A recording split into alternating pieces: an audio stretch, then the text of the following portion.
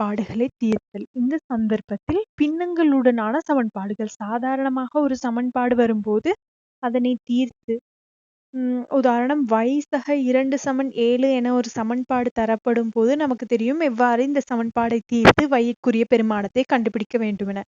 முதல்ல இங்கு கூட்டப்பட்டிருக்க 2 சமன்பாட்டுக்கு எதிர்பக்கமாக கொண்டு போய் கழிக்கப்படும். கழிக்கும் போது y-னுடைய பெருமானம் 5 என இலகுவாக கண்டுபிடித்துக் கொள்ளலாம். ஒரு கூட்டல் பெருமானம் சமன்பாட்டின் இடமாறும் போது அது கழித்தலாக நேர்பெருமானம் மறையாக மாறும். அதே மாதிரி இன்னொரு பார்ப்போம். r-1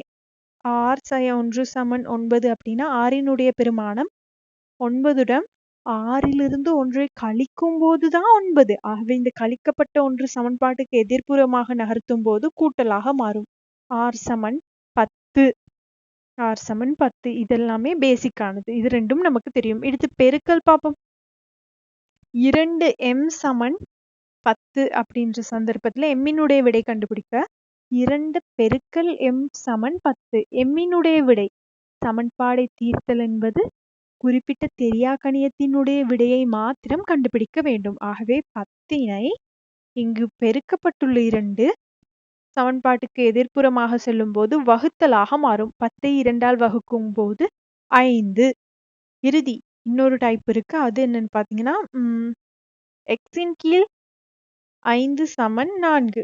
x-னை 5ஆல் வகுக்கும் போது அதற்குரிய விடை 4. ஆனால் x-னுடைய விடை கண்டுபிடிக்க சமன்பாட்டிற்கு இடப்புறமாக பாத்தீங்கன்னா 5 வகுக்கப்பட்டிருக்கு. அந்த வகுக்கப்பட்ட 5 எதிர்பக்கமாக போய் பெருக்கப்படும். 5உடன் 4ஐ பெருக்கும் போது x-னுடைய விடை 20. இதெல்லாமே அடிப்படையான பின்னங்களை கொண்ட சமன்பாடுகளை தீர்த்தல்ல தெரியும். கூட்டல் கழித்தலாகும், கழித்தல் கூட்டலாகும், பெருக்கல் வகுத்தலாகும், வகுத்தல் பெருக்கலாகும். ஆனா இந்த சந்தர்ப்பத்துல நம்ம சமன்பாடுகளை கொண்ட பின்னங்களை கொண்ட சமன்பாடுகளை தான் தீர்க்க போறோம். அது எவ்வாறு வரும் அப்படின்றத பார்ப்போம். சமன்பாடுகள்ல பின்னங்கள் வரப்போகுது, அவ்வளவுதான். வேற எதுவுமே இல்லை. வேற எந்த ஒரு புது விடயமும் இல்லை. x-3 = 5. இதனை தீர்த்து x-னுடைய விடை கண்டுபிடிக்க வேண்டும். என்ன செய்யணும்னு பாருங்க. முதல்ல என்னென்ன செயற்பாடுகள் நடந்திருக்கு. x-லிருந்து ஆரம்பித்து இதனை வாசிப்போம். x-உடன் 3 கூட்டி அந்த பெருமானம் 4ஆல் வகுக்கப்படும் போது அது 5க்கு சமன். x-உடன் 3 கூட்டப்பட்டு 4ஆல் வகுக்கப்படும் போது விடை 5. அப்ப x-உடன் 3 கூட்டப்படுற பெருமானத்தை அவ்வாறே வைத்து கொண்டு வகுத்தல் நடந்திருக்கு தானே. இந்த 2 ஒட்டுமொத்த பெருமானமும் 4ஆல் வகுக்கப்பட்டிருக்கிறது. இந்த வகுத்தலை பெருக்கலாக மாற்றுவோம். 5ஐ 4ஆல் பெருக்க வேண்டும். ஆகவே x-3 = 5×4 = 20. இதற்கடுத்து x-னுடைய பெருமானம் 20லிருந்து கூட்டப்பட்டுள்ள 3 சமன்பாட்டிற்கு எதிர்பக்கமாக செல்லும் போது கழிக்கப்படும். இறுதியாக x-னுடைய விடை 17. x-னுடைய விடை 17 என கண்டுபிடித்து எடுக்கலாம். திரும்ப சொல்றேன் பாருங்க. x-உடன் 3 கூட்டப்பட்டு அதனை 4ஆல் வகுக்கும் போது விடை 5. ஆகவே முதல்ல வகுக்கப்பட்டிருக்க 4 கொண்டு போய் பெருக்குவோம். அடுத்து கூட்டப்பட்டிருக்க 3 கொண்டு போய் கழிக்கும் போது x-னுடைய விடை கண்டுபிடிக்கலாம். இன்னொரு உதாரணம் பார்ப்போம்.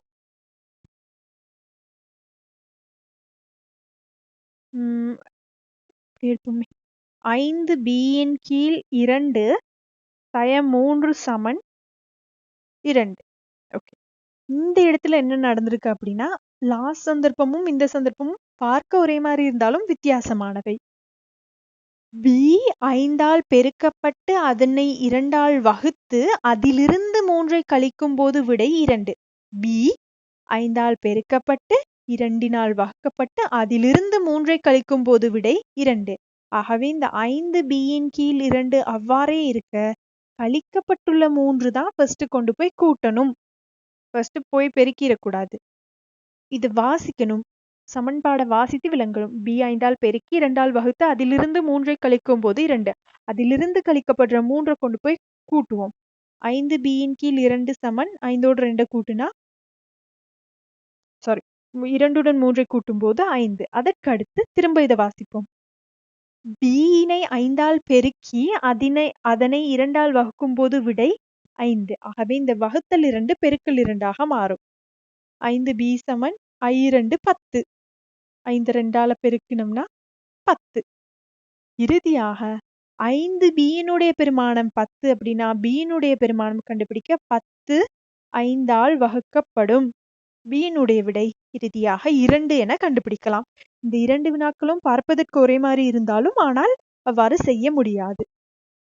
எக்ஸினுடன் 3ஐ கூட்டி 4ஆல் வகுக்கும் போது விடை 5. ஆகவே 4ஆல் வகுக்கப்பட்டது பெருக்கியிருக்கோம். இங்க வீணைந்தால் பெருக்கி 2னை வகுத்து அதிலிருந்து 3ஐ கழிக்கும் போது விடை 2. ஆகவே இந்த கழிக்கப்பட்ட 3 தான் முதலாவது எடுக்கணும். அதற்கடுத்து வகுத்தல் பெருக்கலாகவும் பெருக்கல் வகுத்தலாகவும் மாற்றமடையும். முதல்ல இந்த வினால பாத்தீங்கன்னா P3உடன் கூட்டப்பட்டு 2னால் வகுக்கும் போது விடை 5னா வகுக்கப்பட்ட 2 ஃபர்ஸ்ட் அந்த பக்கமா கொண்டுட்டு போனீங்கன்னா I2 10. அடுத்து அந்த 10லிருந்து 3ஐ கழிக்கும் போது P விடை 7 என கண்டுபிடித்து எடுக்கலாம். இதற்கு அடுத்த வினா M3ஆல் பெருக்கப்பட்டு அதிலிருந்து 2ஐ கழித்து அதனை 7ஆல் வகுக்கும் போது விடை 4. வகுக்கப்பட்ட 7 கொண்டு போய் பெருக்குனீங்கன்னா 7 4 28. 28உடன் முதல்ல என்ன செய்யப்படும் அப்படின்னு பாத்தீங்கன்னா இந்த கழிக்கப்பட்டுள்ள 2 கூட்டப்படும். கூட்டுனா 30. 3m 30 எனும் பட்சத்தில் எம்மினுடைய விடை 30ஐ 3ஆல் வகுக்கும் போது 10. இந்த முதலாவது வினால பாத்தீங்கன்னா A 2ஆல் பெருக்கப்பட்டு அதனை 3ஆல் வகுத்து அதனுடன் ஒன்றை கூட்டும் போது விடை 7. அப்ப 2a கீழ் 3 அவ்வாறே இருக்க கூட்டப்பட்டிருக்க ஒன்று கழிக்கப்படும் போது 7 1 6. அடுத்து வகுக்கப்பட்ட 3 பெருக்கப்படும். இறுதியாக A விடை 18ஐ 2ஆல் வகுக்கும் போது 9. அதே மாதிரி இதற்கு அடுத்த வினா பார்த்தோம்னா எம்மிலிருந்து 3ஐ கழித்து அதனை 2ஆல் வகுத்து அதனுடைய ஒன்றை கூட்டும் போது விடை 4. ஆகவே M2 கீழ் 2 அவ்வாறே இருக்க கூட்டப்பட்டுள்ள ஒன்று கழிக்கப்படும் அந்த பக்கமாக 3. அடுத்து வகுக்கப்பட்டுள்ள 3ம் 2ம் பெருக்கப்படும் போது M2 சமன் 2 6. அடுத்து கழிக்கப்பட்டுள்ள 3 கூட்டப்படும். எம்மினுடைய விடையும் 9ஆக அமைகிறது. அடுத்தது போமசி எடுத்து எவ்வாறு கூட்டுறது அப்படின்றத பார்ப்போம். இப்போ நமக்கு ஒரு வினா தரப்பட்டுள்ளது இவ்வாறு. x சக 1 கீழ் 2 சக 3 மேல் x சய 2.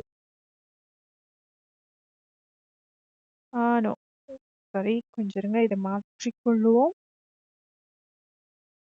x சக 3ன்னு மாற்றிக்கொள்ளுவோம். இதனை சய x சக 1 சமன் 2. இதுதான் தரப்பட்டுள்ள சமன்பாடு, பின்னங்களை கொண்ட சமன்பாடு. இதனை தீர்த்து எக்ஸினுடைய விடை கண்டுபிடிக்கணும். 2 பின்னங்களினுடைய பகுதி எண்கள் சமனாக இல்லையெனின் முதலாவது என்ன செய்ய வேண்டும்? 2னுடைய பகுதி எண்ணும் சமனா இல்ல, பின்னங்களை கழித்தல் அல்லது கூடல் செய்யும் போது போமசி கண்டுபிடித்து அல்லது முதலாவது பின்னத்தை 2வது பகுதி எண்ணாலும் 2வது பின்னத்தை முதலாவது பகுதி எண்ணாலும் பெருக்கி சமவெளு பின்னங்கள் உருவாக்க வேண்டும். இந்த பின்னம் பாருங்க, பகுதி எண் 2 இருக்கு. ஆகவே இவரை 3ஆல் பெருக்க போகிறேன். இந்த பின்னத்தை 3ஆல் பெருக்க போகிறேன். பகுதி எண் மாத்திரமில்ல, தொகுதி எண்ணும் 3ஆல் பெருக்கப்படும். அது ஒரு கோவையாக இருப்பதனால் பிராக்கெட் போட்டு பெருக்கல் காட்டணும். 2வது பின்னம் 2ஆல் பெருக்கப்படும். இங்கேயும் ஒரு கோவை இருப்பதனால் அதற்கும் பிராக்கெட் போட்டு பெருக்கல் செய்வோம். இதுக்கு அடுத்து பாத்தீங்கன்னா இந்த பின்னத்தை எழுதுறேன். முதலாவது பின்னம் 6ன் மேல் விரித்தெழுதும் போது 3x சக 9. 6ன் மேல் 3x சக 9 சய 6ன் மேல் மறை 2ஆல நம்ம இந்த விடயம் இவ்வாறு செய்யாமல் இப்படியே வைத்துக்கொள்ளும். 3உடன் x சக 3 சய 2 x சக 1ன் கீழ் பகுதி எண் 6.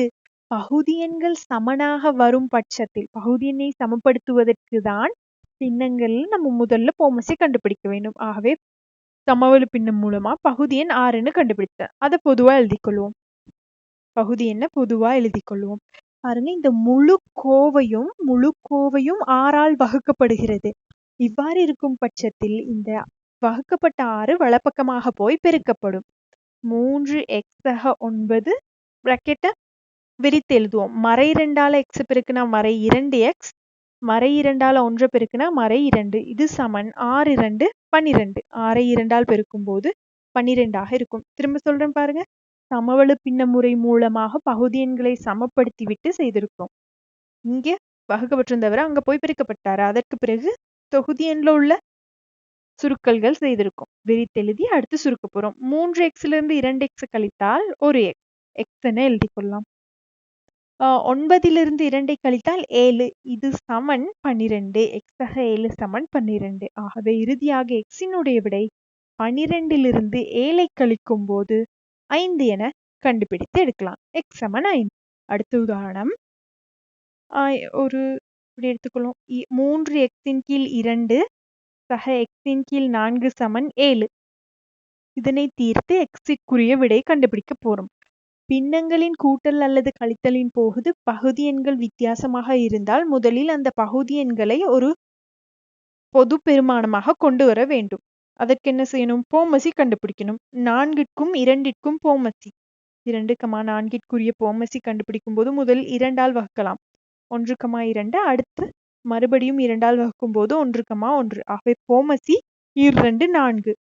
இரண்டாவது பின்னத்துல ஆல்ரெடி அந்த பகுதி எண் 4ஆக இருக்கிறது. அதனால அந்த பின்னத்தை மாற்ற தேவையில்லை. இந்த இடத்துல போமசி கண்டுபிடித்தோம்னா 2, 4. இங்கே 4 அவ்வாறே இருக்கிறார் தானே, அவரை டிஸ்டர்ப் பண்ண தேவையில்ல. இந்த பின்னத்தினை மாத்திரம் 2ஆல் பெருக்க வேண்டும்.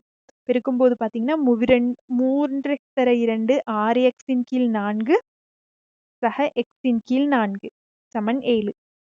பகுதியின் ஒரே மாதிரி வந்துட்டது. அந்த பகுதி எண்ணை எழுதிவிட்டு தொகுதி எண்களில் 6x-உடன் ஒரு x-னை கூட்டும் போது 7x சமன் 7. திரும்ப சொல்றேன் பாருங்க. பகுதி எண்களை முதல்ல போமசி கண்டுபிடித்து என்ன போமசின்னு கண்டுபிடித்து இரண்டாவது பின்னம் ஆல்ரெடி அந்த பகுதி எண்ணை கொண்டுள்ளது. அதனை மாற்ற தேவையில்லை. முதலாவது பின்னத்தை மாத்திரம் 2ஆல் பெருக்கி பகுதி எண் 4ஆக மாற்ற வேண்டும். அதற்கடுத்து தொகுதி எண்களை கூட்டலாம்.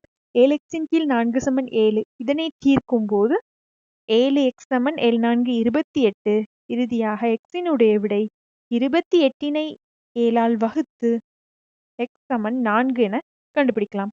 போமசிக்கும் x-க்கும் எந்த சம்பந்தமும் இல்லை. சரியா? சுருக்கி எடுக்கும் போது x-னுடைய விடை 4ஆக வருகிறது. போமசி கண்டுபிடித்தோம்னா 15ன்னு வரும். முதலாவது பின்னம் 5ஆலும் இரண்டாவது பின்னம் 3ஆலும் பெருக்கப்பட வேண்டும். I2 10 m-ன் கீழ் 15 சய 9 m-ன் கீழ் 15 சமன் 1. 15 பொதுவா எடுத்துக்கொண்டோம்னா 10 m-ல இருந்து 9 m கழித்தீங்கன்னா 1 m சமன் m. இப்போ என்ன செய்யணும்? 1 m அவ்வாறே இருக்கு. 1 m நம்ம m-ன்னு எழுதி கொள்ளலாம் சாதாரணமா. வகுக்கப்பட்டிருக்க 15 கொண்டு போய் பெருக்கும் போது 15 அதுதான் m-க்குரிய தீர்வாக அமையும். x-னை 3ஆல் பெருக்கி அதனை 2ஆல் வகுத்து அதிலிருந்து 1ஐ கழித்து அந்த ஒட்டுமொத்த பெருமானத்தை 4ஆல் பெருக்கும் போது விடை 12. அந்த பெருக்கப்பட்டிருக்கிற 4 கொண்டு போய் வகுப்போம். 12ஐ 4ஆல் வகுக்கும் போது 3. அடுத்து இந்த கழிக்கப்பட்டுள்ள 1 கொண்டு போய் இந்த பக்கமாக கூட்டுவோம். 3x-ன் கீழ் 2 சமன் 3உடன் 1ஐ கூட்டும் போது 4. அடுத்து 3x-ன் கீழ் 2 சமன் 4 தானே. இந்த வகுக்கப்பட்டிருக்க 2 கொண்டு போய் பெருக்குவோம். 3x சமன் 4-னை 2ஆல் பெருக்கும் போது 8. அடுத்து x-னுடைய விடை 8-ன் கீழ் 3. இது தசம பெருமானமாக மாற்றி கண்டுபிடிக்கலாம் அல்லது இதனை ஒரு கலப்பு பின்னமாக விடை கொடுக்கப்பட முடியும். 2உடன் 2-ன் கீழ் 3 தசமமாக மாற்றுவதை விட கலப்பு பின்னம் மிகவும் பொருத்தமான விடையாக அமையும். 2உடன் 2-ன் கீழ் 3 அதுதான் இறுதி விடை, x-னுடைய விடை. போமசி 4 வரும். ஆகவே முதலாவது பின்னத்தை மாத்திரம் 2ஆல் பெருக்க வேண்டும். அதற்கு பிறகு 2 y சக 1-ன் கீழ் 2 4 சக இந்த பின்னத்தை பெருக்க தேவையில்லை. அதுல 4 ஆல்ரெடி இருக்கிறாரு. அவரை போய் நம்ம டிஸ்டர்ப் பண்ண கூடாது. 4 அவ்வாறே இருக்கும். சமன் 1-ன் கீழ் 2. இப்ப 4 பொது பகுதி எண்ணாக எழுதிவிட்டு இந்த பிராக்கெட் ஓபன் பண்ணி எழுதுவோம். 2y சக 2. 2y சக 1ன்னு எழுதக்கூடாது. 2ஆல y பெருக்கணும். அடுத்து 2ஆல 1 பெருக்கணும். 2 சக y சய 3 சமன் 1-ன் கீழ் 2. 2y-யோட y கூட்டும் போது 3y. 2-லிருந்து 3ஐ கழிக்கும் போது மறை 1. 3y சய 1-ன் கீழ் 4 சமன் 1-ன் கீழ் 2 சமன் 1-ன் கீழ் 2. இதற்கு அடுத்தபடியாக வகுக்கப்பட்டுள்ள 4 கொண்டு போய் பெருக்குவோம். 3y2 அவ்வாறே இருக்க இந்த 1/2 4 பெருக்கப்படும். பெருக்கும்போது சுருக்கல் செய்யலாம். 2ஐயும் 4ஐயும் சுருக்குனீங்கன்னா 2 2 2 4. ஆகவே இந்த பக்கம் விடை 2ன்னு வரும். 3y -1 = 2. அடுத்து கழிக்கப்பட்டுள்ள 1 கொண்டு போய் அங்க கூட்டுவோம். 2 3 3. அடுத்து இறுதியாக y = 3னை 3ஆல் வகுக்கும் போது 1.